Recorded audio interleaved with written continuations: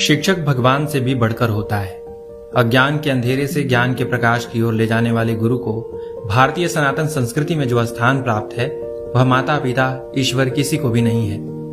हालांकि अब समय बदल गया है और गुरु शिष्य संबंधों का आधार व्यापारिक होता जा रहा है। इससे शिष्यों और गुरुओं की परस्पर निष्ठा की जमीन भी दरकने लगी है। ऐसे माहौल में भी हमारे समाज में कुछ ऐसे लोग हैं जो विश्वास की पुरानी परंपरा को जीवन देते दिखाई देते हैं, जिनके लिए शिक्षा देना सिर्फ नौकरी पेशा की बात नहीं बल्कि देश की तकदीर बदलने का साधन है, सेवा का अवसर है और समाज के भविष्य को संवारने का एक मजबूत विकल्प है। बलिया के मनीष यादव ने अपने तैनाती के बाद से ऐसी ही एक मिसाल पेश की है। 7 सितंबर 2018 को शिक्षा क्षेत्र चिलकहर के प्राथमिक विद्यालय कलना में सहायक अध्यापक के तौर पर मनीष यादव की तैनाती हुई।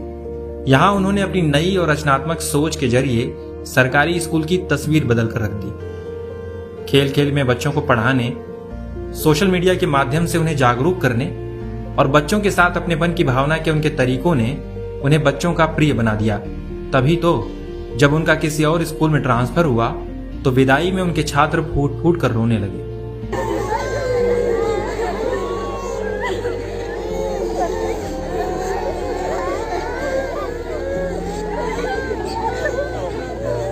ऐसा ही चंदौली के कंपोजिट स्कूल के अध्यापक शिवेंद्र सिंह के साथ भी हुआ। शिवेंद्र सिंह बघेल 7 सितंबर 2018 से लेकर 12 जुलाई 2022 तक इस स्कूल में बच्चों को पढ़ाते रहे। उनके पढ़ाने के अंदाज ने उन्हें छात्रों का सबसे प्रिय अध्यापक बना दिया था।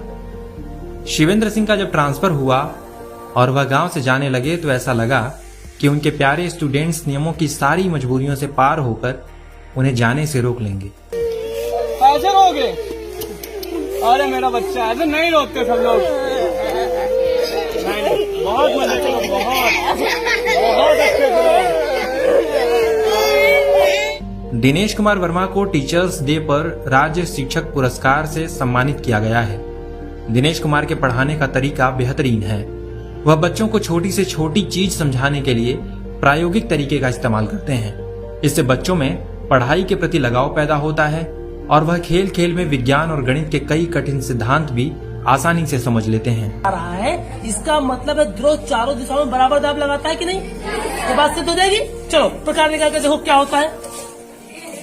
ये देखिए, ये चारों तरफ, ये आप चारों तरफ देख सकते हैं बराबर पानी निकल रहा है। इसका मतलब क्या है?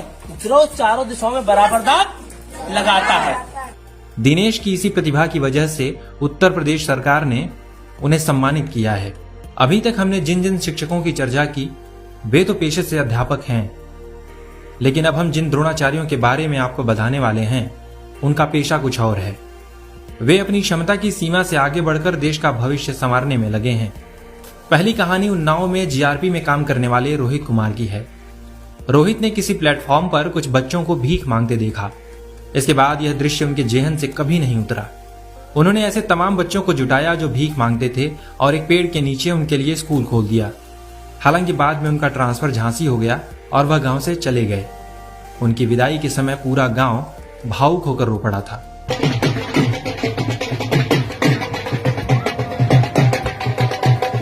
इसी तरह का अभूतपूर्व काम अयोध्या के डीआईजी कार्यालय में तैनात दरोगा रणजीत यादव भी करते हैं। वह अपनी ड्यूटी के बाद मिले समय को जनसेवा के कार्य में लगाते हैं। इसमें रक्तदान, पौधारोपण, पशु पक्षियों की सेवा के साथ ही भिक्षावृत्ति करने वाले बच्चों को निःशुल्क पढ़ाने का काम भी शामिल है।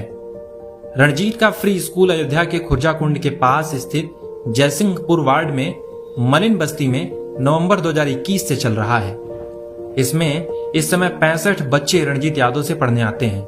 यादव बताते हैं कि भीख मांगने वाले बच्चों को देखकर उन्हें अपना बचपन याद आ जाता है, जब वे बेहद गरीबी के दौर में लोगों से किताबें मांगकर पढ़ाई करते थे। यही कारण है कि उन्होंने भिखारियों के बच्चों को फ्री में शिक्षा देने का संकल्प लिया है। यदि आपको हमारी खबर अच्छी लगी हो तो खबर को लाइक करें, कमेंट करें और चैनल को सब्सक्राइब करना ना भूलें।